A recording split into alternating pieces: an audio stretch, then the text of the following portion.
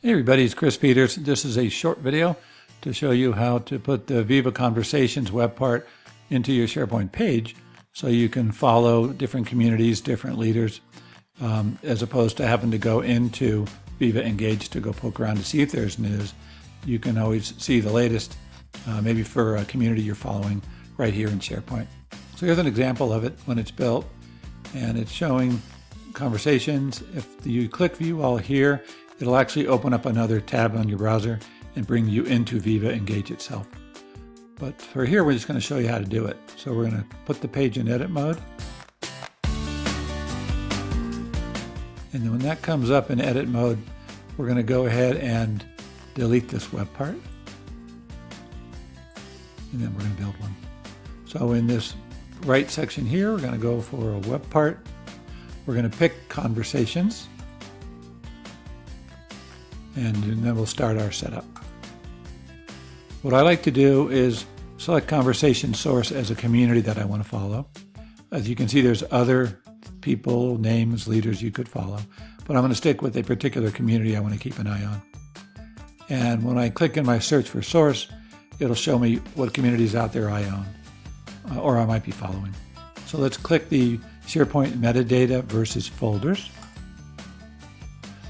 And as you can notice, it starts populating it right away.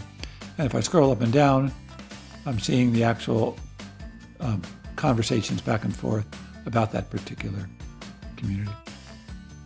Come down here a bit here. I'm going to go ahead and show the publisher. By default, it wants to show me the feed. If you just want to see highlights, maybe what the first entry was, the first paragraph in that community, we can go ahead and pick highlights. And you can see it just talks about the intro here, versus the feed shows the topic and then the conversations back and forth too. I currently set mine to show up to 4 entries. In other words, if I was following a couple of other communities that had some new content, then they would show up too. So you can get up to 12 conversations here.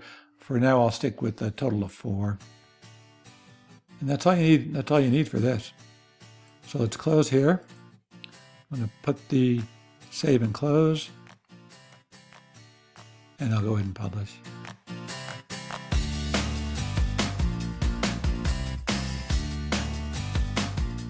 And now that we're published, that's all there is to it. I have another web part on here you've seen me talk about before. This is just a web part that surfaces a document library.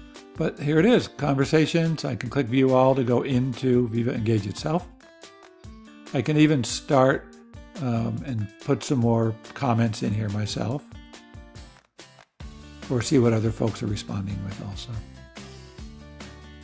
And that's it. That's how we add a Viva Conversation feed directly into our SharePoint page. Thanks a lot.